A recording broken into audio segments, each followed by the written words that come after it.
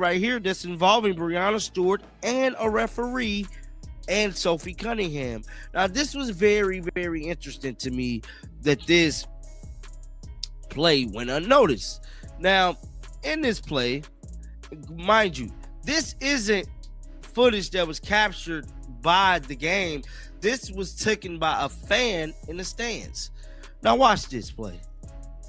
That elbow you just saw, that's not basketball. That's Brenna Stewart, the face of the New York Liberty and the WNBA's Players Association president, delivering what can only be described as a deliberate shot to Sophie Cunningham's head during a preseason game on May 3rd.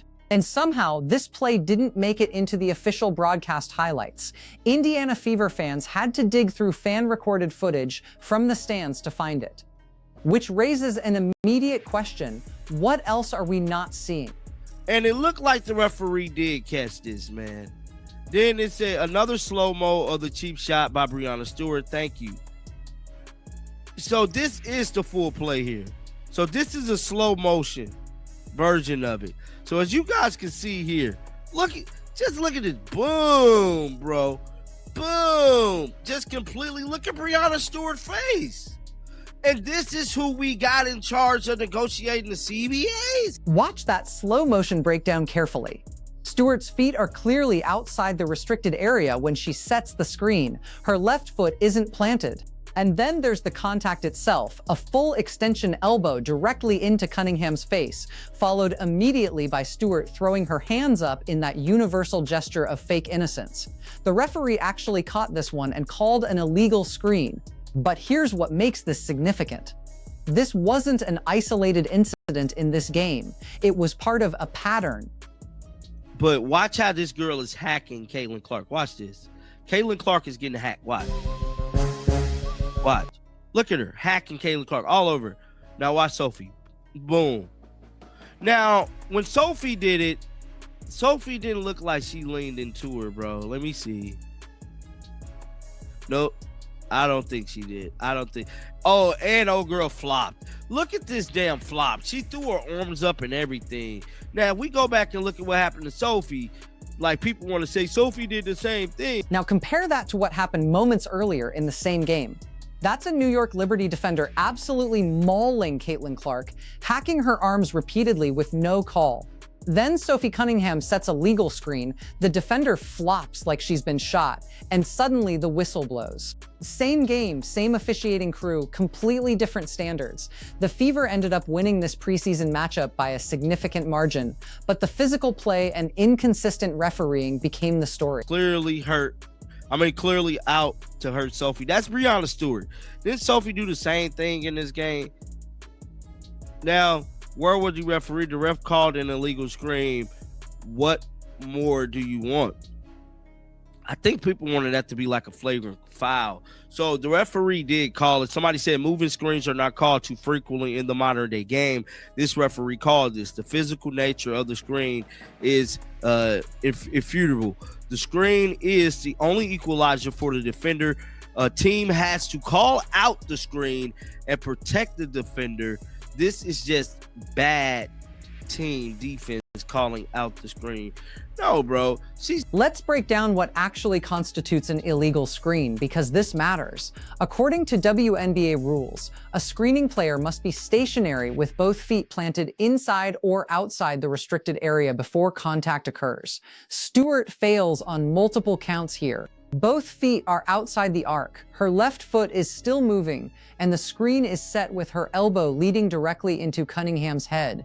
This isn't a basketball play that went wrong. This is what the league defines as a flagrant foul, unnecessary and excessive contact above the shoulders. Yet the referee only called it an illegal screen. No flagrant review, no ejection, just a common foul, and the game moved on. There's team to stop these assaults. Gotta agree with you, man. At this point, they're making it their business to assault the Indiana Fever players. Somebody said Brenna Stewart played for Gino Ariana UConn. UConn won 12 national. I don't know. This is what the WNBA. Well, this is what makes the WNBA unwatchable. No one's want to watch these girls get beat. The comments section on this footage reveals something interesting about where the fan base is right now. One viewer wrote, "This is what makes the WNBA unwatchable. No one wants to watch these girls get beat and injured." Another said, "There needs to be more ejections, suspensions, and big fines for the offending players' team to stop these assaults. These aren't casual fans complaining about normal basketball contact. These are people who've watched the Fever get targeted repeatedly since Caitlin Clark entered the league, and they're documenting everything." Arc driving towards the basket, left foot inside arc, screen set inside arc, contact made well outside the arc, all in 1 second of a video. Look, y'all see this? Boom. Feet outside the arc. Boom. Feet not even planted. Boom. It's just crazy to me. Somebody said, thanks for this.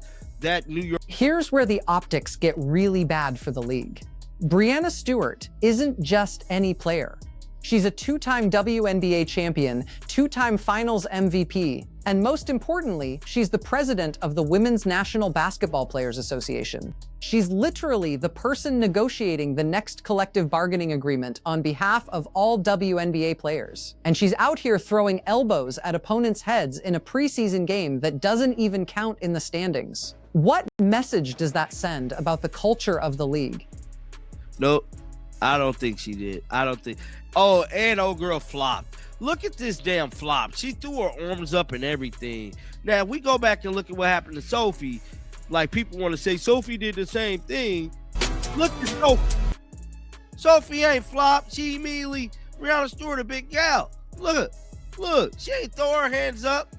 See, there's a big difference. The flop comparison is particularly damning. Watch the Liberty defender who gets screened by Cunningham. She throws her arms up, snaps her head back, and sells the contact like she's auditioning for a soap opera. The referee buys it immediately.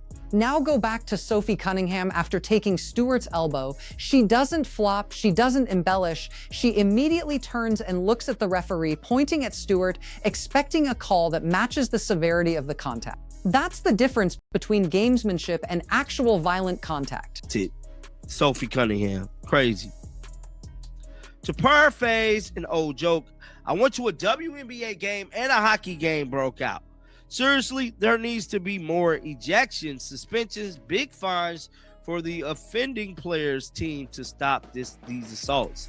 Gotta agree with you, man. The fact that this footage came from a fan in the stands rather than the official broadcast is the part that should concern the league office. The WNBA has spent the entire 2024 season promoting increased viewership and media coverage, largely driven by Caitlin Clark's arrival. They've touted record attendance numbers and television ratings, but when hard fouls and questionable plays happen against the Fever, they mysteriously don't make it into highlight packages or post-game analysis. It creates the appearance of selective editing to protect certain narratives. Indiana Fever fans have noticed this pattern. They're now recording games from multiple angles and sharing footage on social media that contradicts the official story. That's not a healthy relationship between a league and its fastest growing fan base. So let's talk about what's really happening here beneath the surface, because this preseason game incident is symptomatic of a much larger issue the WNBA is facing right now. The league has spent decades building a certain culture and identity. Veterans like Brenna Stewart, Diana Taurasi, and Candace Parker have been the faces of that culture. They've fought for better pay, better working conditions, and more respect for women's basketball.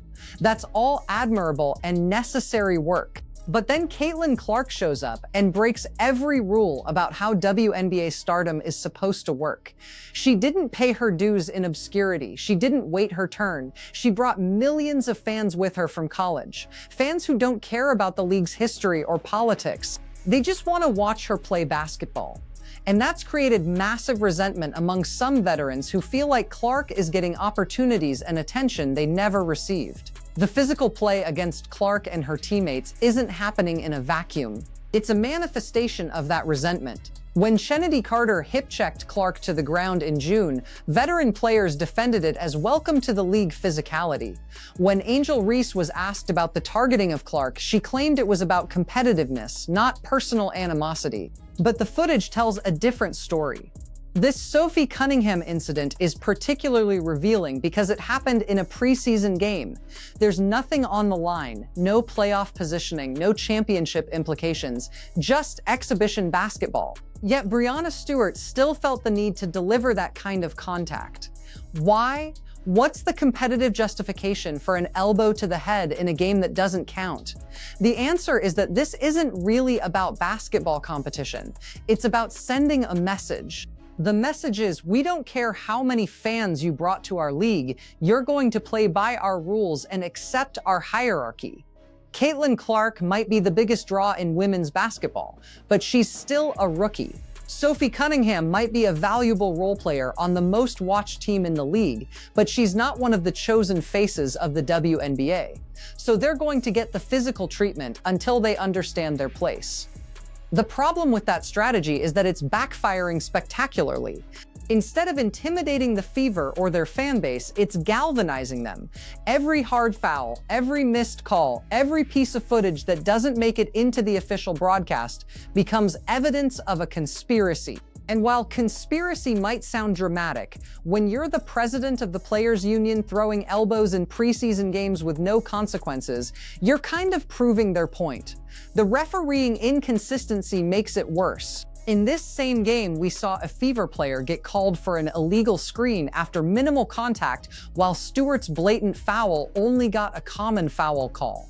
We saw Liberty defenders hack Caitlin Clark's arms with no whistle, then get a favorable call when they flopped on a legal screen. That's not bad officiating, that's selective officiating, and fans can see the difference. What the WNBA doesn't seem to understand is that this approach is unsustainable.